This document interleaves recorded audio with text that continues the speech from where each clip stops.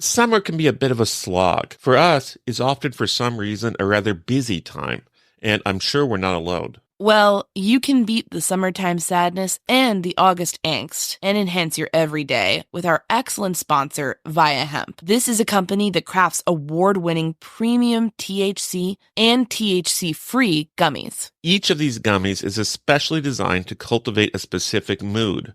Whether you're looking to get relaxed, get quality sleep, get creative, or just to get focused. If you're 21 or older, you can experience it for yourself and get 15% off your first order with our exclusive code IMSHEET at viahemp.com. That's VIIAHEMP.com.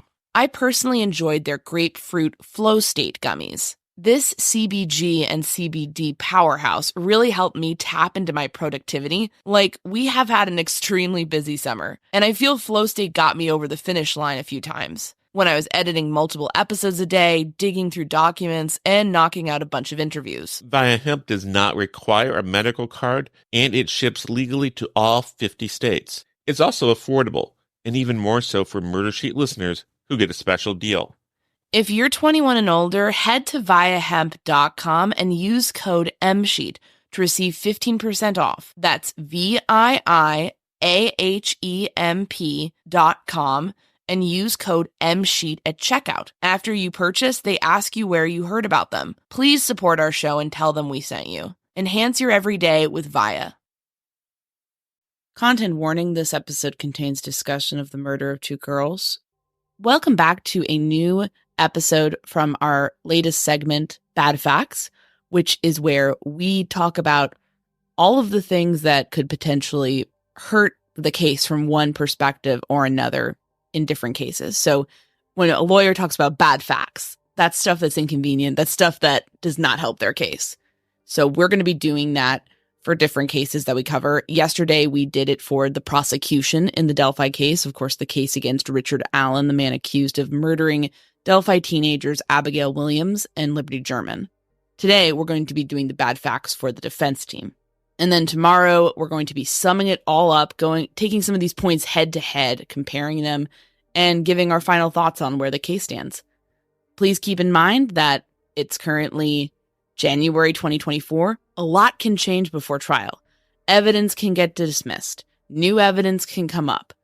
There can be any number of outcomes or developments that will influence this. So this is not some final summation of how strong the case is or isn't. It's simply an opportunity to discuss some of the big issues in the case and take a perspective that really digs into the strategy behind things. And it's just how that strategy and such appears now. And keep in mind that at this point, we don't even know who Richard Allen is going to be defended by at trial. Yes. And I'll just say, you can disagree with us. We're trying to bring a strategic perspective here and look at things coldly and clinically, but reasonable people can disagree on most things. So I would say just keep that in mind, and it's just meant to be part of a discussion, not some sort of our opinion is law sort of thing. My name is Anya Kane. I'm a journalist. And I'm Kevin Greenlee. I'm an attorney. And this is The Murder Sheet. We're a true crime podcast focused on original reporting, interviews, and deep dives into murder cases. We're The Murder Sheet. And this is the Delphi murders, Bad Facts, the defense's case.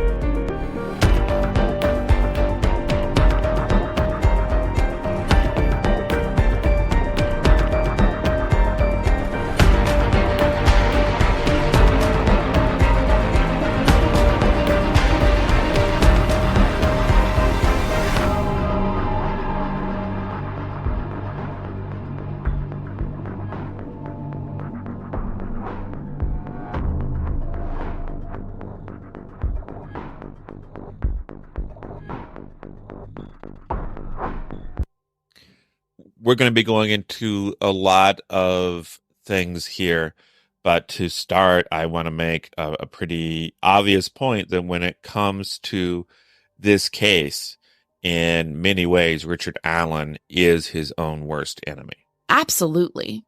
Time and time again, that has come up. Frankly, I would argue that to a certain extent, that tendency seems to have also perhaps infected his defense team, at least his original defense team. Doing things that are essentially, in the context of the case, self-destructive. It's going to be interesting to talk about because some of what we're going to speak about almost neutralizes some of the things we talked yesterday about the defense. Like, it's so harmful, some of the things that he's done in terms of his own case, that it neutralizes some of the things that could have been good for him. Yes.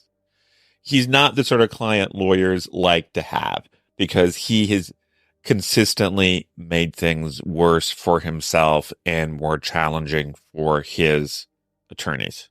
And I think if it was one incident, then we could say, well, okay, that happens. People make mistakes. But it's been again and again, digging himself deeper. So that's worth stating, because that creates a volatile situation, because it turns into what's he going to say or do next. Yes. Let's talk about one of the bigger things that he did that was a strategic disaster. He put himself there. He put himself on the trails of Delphi during the murders. And he did so early on back in 2017. Yeah, yes. If not for that, the prosecution would have to establish that he was there by using their witnesses or what have you.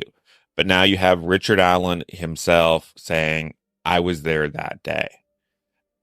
And one especially problematic aspect of this is that he identifies witnesses we know were there who saw him. So it's not his word for it and no one saw him. It's not, he was wandering around. Nobody got a clear glimpse of him, or he didn't get a clear glimpse of anyone else. He mentions these 3 young ladies who he saw and had this bizarre interaction with. So I know So if not for that, the defense could have said, well, we're not sure if these 3 young ladies saw our client. Who's to say it was years ago? Their descriptions may not fit him exactly. They could have done something with that. But now they have their client say, oh, no, that was me. And I saw them. It's brutal. It's a brutal thing, because we talked last time about the eyewitnesses not being consistent. So you have a lot of room there. If he's not even saying I'm there, well, I mean, who's to say? Maybe he's home. Maybe he's off doing something else. We can't put him at the trails. I mean, maybe. Yeah, because it's up to the prosecution to prove all the elements of the crime. And obviously one of the elements of the crime is he was there when it was happening. And if they can't prove that, he has to be acquitted. And now they don't have to prove he was there because he puts himself there. They're trying to work with that and say, well, he said he was there that day within a certain window of time. That doesn't mean he was there during that entire window of time. So that's an effort to try to deal with this problem. Yeah, that's a strained position, given that he identifies the 3 girls. They say they saw him. So it's sort of like, they have to try that, but it's really that this is such a unforced error when it comes to this situation on his part. And, people say, well, the cliche is defense attorneys always tell potential clients and actual clients not to talk to police. And this is one of the reasons why, because him talking to police and giving this information made his position worse. Now, if you believe Richard Allen is guilty and you believe that getting information to the police can help serve the cause of justice, obviously you want him to talk to police and divulge this. But we're just speaking from a purely cold-minded, pragmatic, strategic point of view. This is why defense attorneys don't like people talking to police. You box yourself into a story. In this case, it's pretty damning. And I will say, I think people have wondered, why would somebody do this? Why would they go to police and reveal it if they were the killer? People often view killers as, I think more strategic than they are in real life, more intelligent than they are in real life. But I will tell you that I think there is a phenomenon. We've seen this in cases like the disappearance and murder of the Lyon sisters in Maryland, that especially early on, when there's a fear that I've been seen, there is sometimes an attempt to control the narrative and control the situation by admitting to so much, portraying oneself as a witness, and then hoping that nothing further happens. Because there's a sense of, if I would rather knock on their door than have them come knock on my door. And it's like, why didn't you come forward? So that is a valid strategy as far as people attempting to cover up their involvement in a homicide goes. You could also look at it as just a guy who was trying to help. That's your perspective. But I think, when people kind of talk about like, why would he do this? Well, could be any number of reasons, good and bad. Kevin has made this clear, and I want to stress it. The defense doesn't have to prove he's innocent. The prosecution has to prove he's guilty. The defense can just not put on a case. They could just sit there and say, all right, poke, poke, poke. Here's why your evidence is awful. Bye, everybody. And that strategy can work sometimes, and they don't have to put on any evidence. In this case, they've made the choice of going with actual innocence, and they're going to hit that very hard. So I don't think that that's going to happen in this case. If they stay on, I think we're going to see that continue. But they don't have to do anything. That being said, there's certain pieces of information that if they existed and were good, would have been very helpful to know at different times.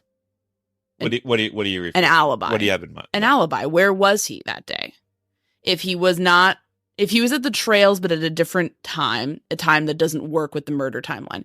If he was somewhere else when that was happening, where? What was his work schedule like? Was he just off that Monday?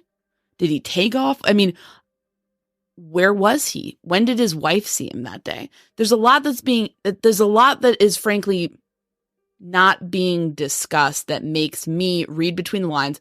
Like, the Frank's memo says there's no DNA, but you can also, for a long time, I just read between the lines and said there's no usable DNA because it would have been used by now. I don't think that there's a good alibi because I think it would have been deployed by now. I don't think there's good news for him in that front. That's just, I could be wrong. Possibly he showed up at a family birthday party, like right after the murders, and seemed fine and wasn't disheveled or anything like that. That could be the case, but it feels like for the amount of random stuff that was thrown in that Frank's memorandum, we would have heard about that. If there was anything good there, even not an actual alibi, even just something that kind of indicates a way timeline-wise. The other thing I wonder about is a phone. He, in one of his stories to police, he has himself checking his stock ticker on his phone. Or at least checking his stock ticker. I imagine that would be done on a phone. I don't know how I don't think he's wandering around with his laptop. And now, to me, I have two minds about the phone. If he had his phone that day and it's in the, almost the data of what phones were there that day, then that proves he's there. If it's not there, why would you say that you were on your stock ticker when there's no evidence of your phone even being there? So you're assuming that there is evidence his phone was there. I don't necessarily think there was, but that's a very strange thing to get wrong. Do you know what I'm saying? Yeah. Like, that would seem duplicitous. Because if you have a specific memory, yeah, I was checking the stocks. That's what I was doing. And then your phone isn't even on or near there. Why are you saying that? How do you get that wrong? That's not saying like, oh, I photographed this tree when I actually was photographing this tree. Like, that's a very specific lie that's meant to convey that you were just kind of distracted and wandering around when maybe you weren't. So that's something I wonder about too. Phone and alibi. Haven't heard much about either. Here's another thing that's bad for Alan. I want to talk about the bullet and the concept of felony murder. Kevin, can you refresh our memory about what felony murder is? So, felony murder, which is essentially what he's charged with in this case. He's charged with being involved in a kidnapping that the girls died in the midst of. When it comes to felony murder, you don't have to prove that a person literally, directly, personally took someone's life. All you have to do is prove that someone committed a felony and that as a result of that felony or during that felony, someone was killed. So in this case, if the felony is kidnapping, then essentially all you have to do is prove that Alan kidnapped the girls, which if Bridge Guy had a gun and was instructing the girls to go somewhere they did not want to go and would not go willingly, and they're only doing so because he has a gun on them, that's kidnapping. So that's all they have to prove, is that he took part in the kidnapping. It is really, really, really bad for him that bullet was found in the crime scene. He also has not provided any explanation for that could point to other things. He's not said, listen, I would go out and shoot my handgun in the woods sometimes as a weird thing to do, but not criminal. Or at least that's not what you're looking at me for. So that's how my bullet probably got there. He's not saying, I lent my weird buddy my gun.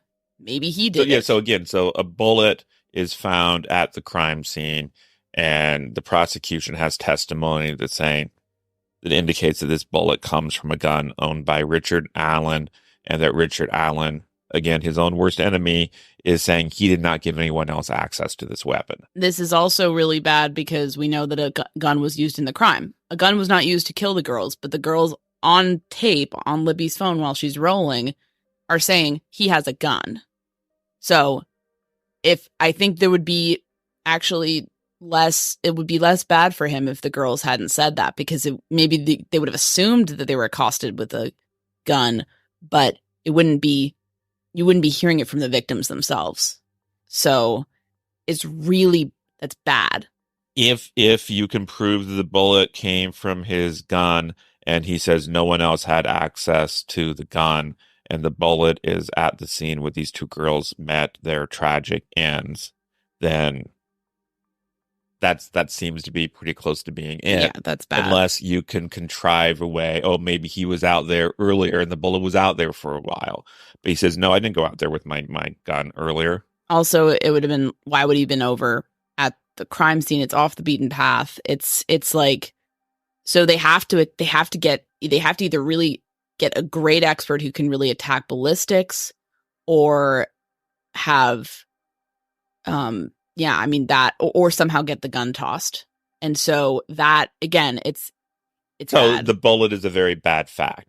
You have to deal with it. You either have to have the expert. You have to say, there was something wrong with the search warrant that led to the bullet, that led to the gun being recovered. You have to say, ballistics evidence in and of itself isn't trustworthy, so we shouldn't even have it as a part of the trial. You have to attack perhaps the chain of evidence. We don't even know that this was the bullet they found. You just have to do something. You have to really go all out. And the fact that we've seen the defense make some of those moves indicates that they recognize the obvious fact that this bullet is extraordinarily bad for them. Let's talk about another one that definitely hits the list of Alan is his own worst enemy. He made incriminating statements.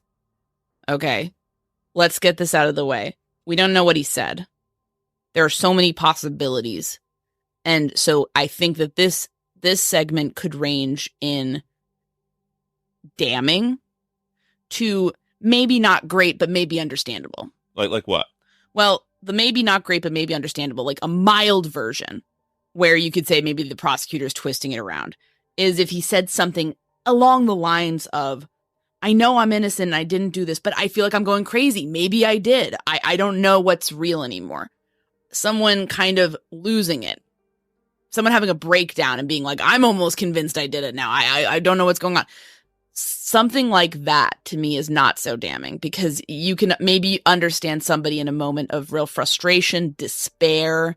If you've ever been accused of something that's a lie, and people are just drilling down on you, maybe you almost like, okay, maybe I did. You just don't. I think we could all understand that, a human being under pressure saying something like that.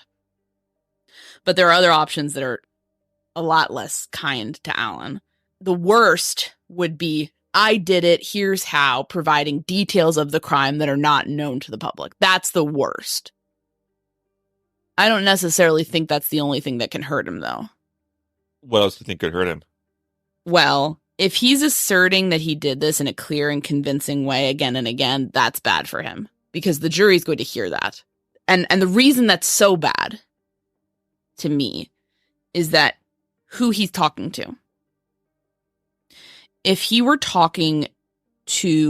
getting this, and it's also on tape, if he were talking to and we were getting this from a law enforcement official, a correctional officer, or worst of all, a fellow inmate, we could make all sorts of observations. We could ask questions. Was this a coercive interview? Was this a coercive interaction with the fellow inmate? Did the fellow inmate perhaps have a motive to lie about it? Or to push him, or to kind of goad him into saying something that he didn't mean? Did the correctional officer or law enforcement officer intimidate him? Did they kind of say, like, maybe we'll take mercy on you if you do this? Was this like an 8-hour interview with no breaks, and he's starting to lose it in a mentally fragile state? You could make arguments that such types of confessions should be more strictly scrutinized because of the nature of the underlying conversations and the context around them. I don't think that all confessions in such environments are necessarily always false, but we can see the ingredients for a possible false confession when we see things like coercion or mixed incentives amongst other inmates. Even if it's on record, even if it's recorded, it can still be problematic. But in this case, he calls up his wife and mother and seemingly makes multiple confessions. So that's pretty bad, because I can tell you, these women show up to every single hearing he's at. They're his support system. They love him. And, that this is what he did. This is what he says to them. So I don't think they fit the bill of people who were trying to coerce a confession out of him. In fact, I think they probably wanted him to shut the hell up and not damage himself, if I had to guess. They're not trying to get him to do this. He's preemptively doing this, and I can't even imagine what that conversation was like. But if it's anything less than, I don't know, I'm confused, maybe I did do it, I don't think I did, but if it's anything less than that, the jury's going to hear that. They're going to hear him saying this to women who love him. And I mean, it's a disaster. It's a disaster. Because there is no reason beyond a mental breakdown that he should be saying that. So they have to figure out a way to deal with this. And the first thing they do once they get word that he has made these statements, these incriminating statements, is they immediately go to Westville. Yes. And this is when we hear about the safekeeping order or the motion. This is when they make this filing that you all remember about how terribly he's being treated in prison, like he's a prisoner of war or a dog in a kennel, and he's being subjected to awful treatment that is basically driving him crazy. So the implicit message of this is kind of that these confessions were made because he was driven mad. It's strongly indicative of a defense team that is scrambling to get ahead of incriminating statements, of bad facts. They're throwing in splashy pics for the media to run with, demonstrating how poorly he's been treated, which are then revealed to be him wearing a shirt that is dirty from rec time when he has other shirts. There's a real desperate whiff off of this document, to be blunt, And when you take it in the context of, when you take it in no context, it's shocking. Then when you take it in the context of he's just confessed to the murders, maybe its true intention is a little bit clearer. They're using clinical terms, clinical mental health terms in the document, schizophrenic, psychotic, not based on any experts' beliefs, but just based on their own experience. They're lawyers. They're not psychiatrists. They're not psychologists. It was sloppy. It was frankly sloppy to use some of this. It was rushed. It was rushed, and it seemed with the distinct intention to brace the public. And I think it worked for a while until news of the confessions came out. So that actually fits into a bit of a thing that we're going to talk about with the defense team themselves in terms of trading short-term gains for long-term credibility. One thing that's been lost in the shuffle somewhat, I think, is the kind of the mental health narrative. And I want to talk about that. I want us to take the listeners through this because I think it's interesting and I think it says something. I found when they were talking about the mental health, despite using clinical terms that didn't really seem to make any sense, like schizophrenia. Schizophrenia doesn't come on in your middle age. That's not how it works. But mental health related to the confessions is interesting because we talk to experts. A man in a stressful situation, in an undeniably awful situation, can experience a mental health breakdown and symptoms as a result of that. That's not news. That happens. So to me, I found the mental health angle pretty compelling from that safekeeping order. That maybe he said something, but maybe it was triggered by some real mental health issues. Then that gets dropped like a hot potato. The whole mental health thing gets completely dropped, and it's substituted with something that's frankly baffling. First, we hear that 3 mental health professionals in Westville evaluate Richard Allen. They were trying to learn whether he needs forcible medication. He apparently did not. People who are psychotic can't turn it off. There's medication, there's treatment, but you asking nicely is not going to make somebody's mental health symptoms disappear. That's not how it works. So that is interesting. In addition to that, the prosecution has continuously asked for his mental health records. And the defense has fought that vigorously. And of course, you understand why a person's health records should be kept private and confidential. But if your client does actually have a mental health issue that would explain why he made false confessions or what have you, you think you'd want that information to reach the prosecution. So it feels like there's some bad facts associated with those mental health records that have effectively shut down that road as a possible explanation to get around the overriding bad fact of the confessions. Why don't you explain what the new explanation for his confessions is? The new explanation for the confessions comes from the Franks memorandum, where there is a suggestion that some odinist prison guards at Westville put pressure on Richard Allen, essentially telling him, you need to confess to these murders or we'll harm your wife and family. They acknowledge that they have no evidence that these guards ever did such a thing. And the defense team further acknowledges that Richard Allen himself has not made that allegation to them.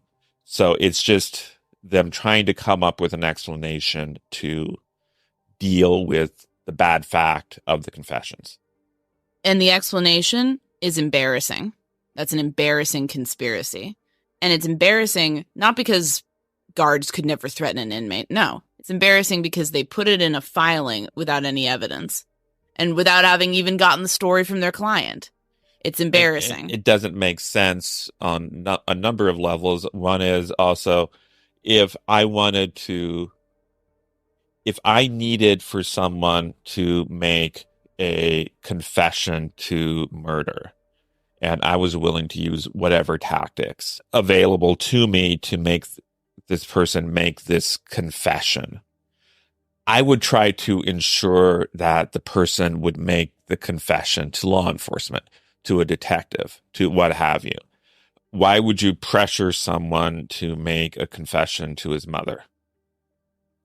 The whole thing is just like shocking that they put that in there. I remember when I read that part, I was like, okay, maybe there's some tense conversation or tense interaction picked up on video at Westville, and maybe they're reading into that. And then, or maybe he told them that. Maybe he said, yeah, they've been pushing me. And then you read the footnote where they say, no, couldn't have happened. Maybe. Who knows? Maybe it went something like this. And it just, what? It's an implicit way of saying we can't explain the confession through mental health. Here's another method of trying to explain it. Just reminds me of those like Jonathan Frakes memes, where like he hosted that show about like mysteries and stuff. And he's like, a writer made it up. It's like a lawyer made it up. That's the source. It's just, I don't know. We're going to talk about undermined credibility in a moment, but to me, it's like there's two hotels right next to each other. One is kind of a crummy 1-star hotel, and that's the guard thing. And the mental health explanation is a 5-star hotel next door. It's like watching Rosie and Baldwin flee the 4-star hotel and then pack up in, hunker down in the 1-star hotel. And it's like, why are you leaving the good explanation to go to such a crappy explanation? There's got to be some bad stuff happened in that 4-star hotel, because there's no reason to do this otherwise.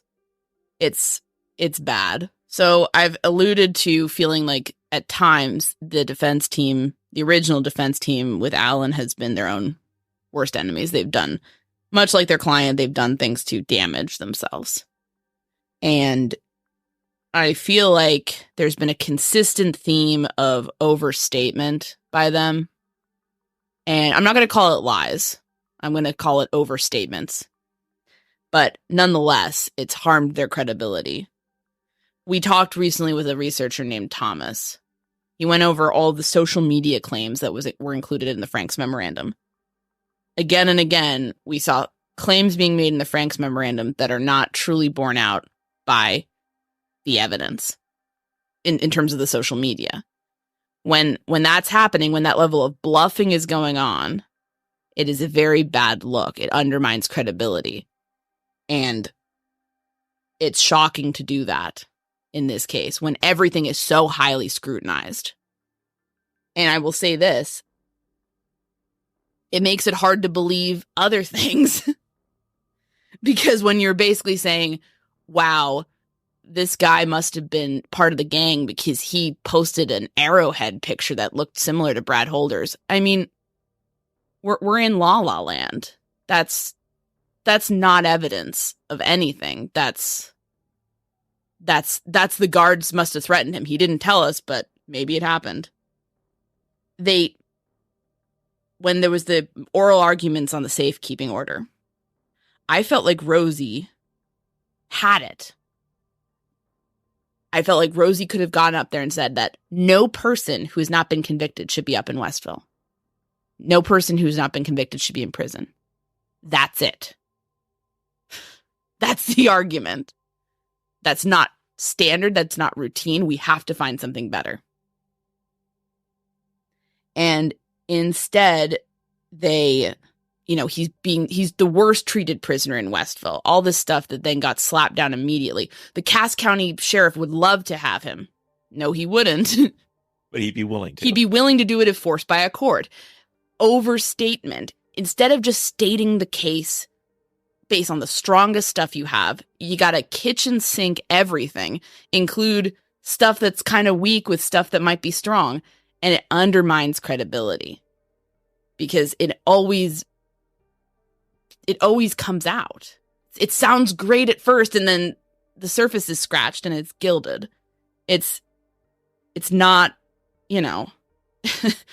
frankly, like half the things with what they've been doing. It's like that scene in the Maltese Falcon when they're all like scraping the Falcon at the end, like trying to get to the gold, and it's lead.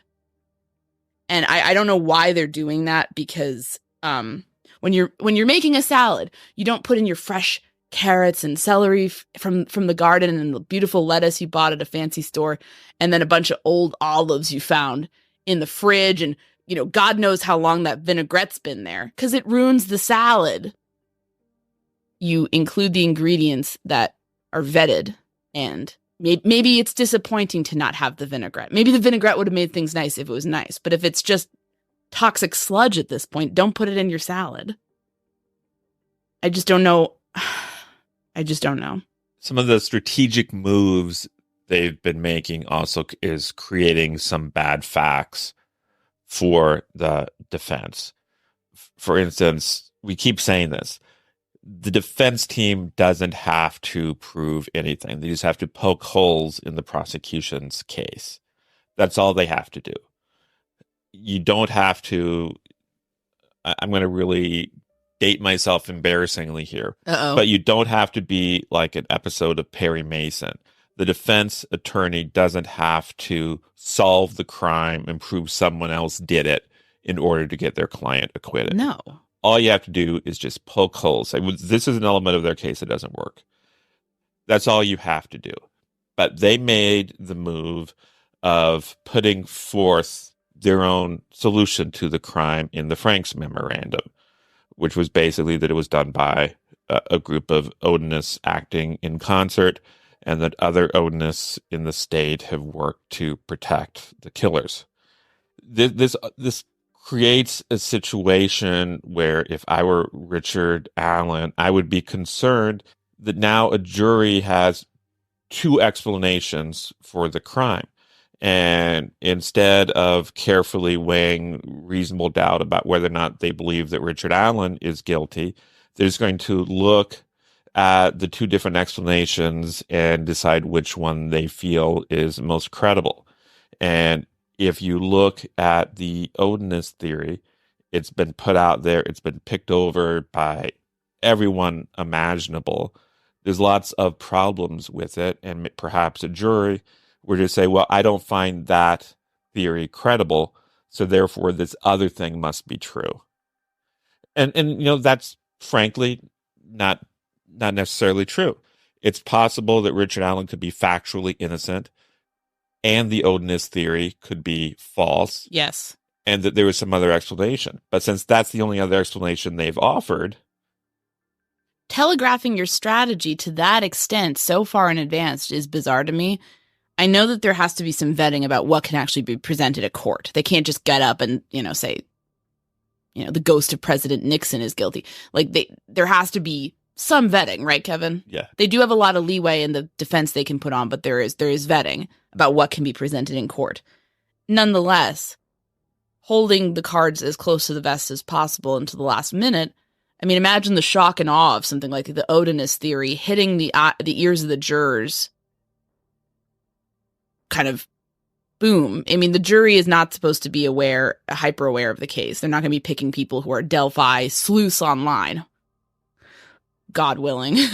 But, at the same time, I don't know, putting it out in this way. And you could say, well, maybe they're just getting some crowdsourcing and vetting going, but I don't know. It doesn't really, having people, the reception to this thing has really palpably soured over time. This is not, the stock of the odinist theory has not gone up as a result of this. It is maybe went up a little bit at the time because people were really interested, and then sort of has come crashing down. That's been our interpretation of some of the public discourse around this. We've been watching it, seeing how people talk about it. People recognize that there's some pretty extreme flaws with this. And even if they're willing to tango with elements of it, pretty almost universally people acknowledge that at least aspects of it are very problematic from a believability side of things. And in addition to that, I just think springing, if you're going to do an outrageous theory, fine, but maybe try to spring as much as possible of it on the, in court at the last minute, maybe prompt people to go with their emotions. Oh, it must have been a cult because this guy is just one guy, but those guys had a bunch of guys, so it must have been them. I think that's a better way of handling something like this than what they've done. And I want to make an obvious point too, that they need an explanation like the cult and like the conspiracy because of some of the bad facts we've mentioned. You need, for instance, an explanation for why he confessed. And so that means you need something like odinist guards. You need this conspiracy to be far reaching to explain away the bad facts against your client. Yeah, to make him rational, not mentally ill, but also still behaving in this way. You really need to stretch. And because you need to explain, he confessed, there's this ballistics evidence. Well, maybe the odinist planted it and forced him to confess. I mean, to me, when you need a conspiracy that far-ranging to be true, you're indicating that your case is in trouble. That's not a good sign as far as a case goes. And it just, I mean, it reminds me, like, when, you know, in social media, people will like post videos of cats or animals doing weird stuff. And then sometimes it's almost become a meme. Someone will step in and say like, hi, cat expert here. Cats only do this when they're in extreme distress. And I just feel like, guys, this isn't funny. Defense attorneys only do this when they're in extreme distress. Because none of this, for all of the bravado, for all of the, we're the only ones who can save Richard Allen, for all of that, it rings very, the effect rings very hollow to me because there's so much scrambling. This does not seem to be a team that feels that they are dealing from a place of strength, regardless of what's going on, because regardless of what they say or how they posture, because it's just, there's too much stretching, there's too much bluffing going on. I don't feel like it's an effective response to their client's predicament, because I think, again, it's undermined credibility in what they're doing in their own work and their word. If they come back on the case, it will be having lied to a judge about having withdrawn. It will be having lost, the confidence of everybody else working on this thing. It's not really a powerful place to have undermined one's own credibility to this extent. And I think that they're probably just trying to do what they feel is best for their client. But I question whether some of these strategic responses to bad facts have been the best way to deal with the predicament their client is in. I don't know that it has. Sometimes I think a more cautious, judicious, measured response can be more deadly than whatever this is. That's not to say that they're fated to lose the case. I think it's still winnable for the defense. I think if the new defense ends up being on, they can switch the strategy around and they kind of get a freebie because they're coming into it fresh. Maybe they can come up with something a little bit more believable and palatable. If the old defense stays on, they have the opportunity. I mean, I think they would have a hard time like ditching the odinist theory, but maybe shaving it down, keeping the parts that work and getting rid of some of the other things could craft it into something that a jury could buy. Or they might get lucky and pick a jury that likes conspiracy theories. In any case, Richard Allen's case is winnable for their side. It's winnable for the prosecution. Yes. It's not a slam dunk for either side. I think the things that have been happening on the defense side have given some subtle wins to the prosecution so far. Yes, I would agree with that. So, like, they've pushed it further into the middle than they needed to. And that's kind of shocking. Because, again, a lot of this feels like if it had been handled differently, some of these things could have actually been wins for the defense. And so, yeah, I think we talked last time about a lot of this is unforced errors. A lot of this is coming from the actual people involved, whether it's the defendant or the defense team. And it's been self-destructive on their side. And I think it's failed to capitalize on some of the weaknesses on the prosecution side. So I think there needs to be, at the very least, an acknowledgement of that whoever ends up taking the case going forward, acknowledgement of that, and a determination to do better. And maybe instead of juggling everything at once constantly and trying the case in the media to the degree they have, and like, you know, posturing as like, you know, he's an innocent man, we're doing this. Maybe focus on the weaknesses in the prosecution's case and hammer in on that. Because I think it's winnable, but they have to adopt a winning strategy. I don't think anyone's going to win this case by just showing up and doing whatever.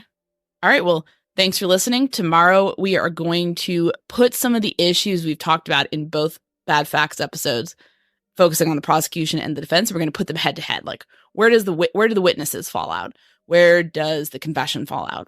And we're going to kind of compare and contrast and sum it all up. Thanks so much for listening. Thanks so much for listening to the Murder Sheet. If you have a tip concerning one of the cases we cover, please email us at murdersheet@gmail.com.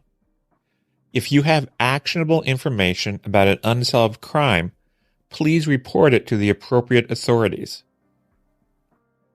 If you're interested in joining our Patreon, that's available at www.patreon.com/murdersheet. If you want to tip us a bit of money for records requests, you can do so at www.buymeacoffee.com/murdersheet. We very much appreciate any support.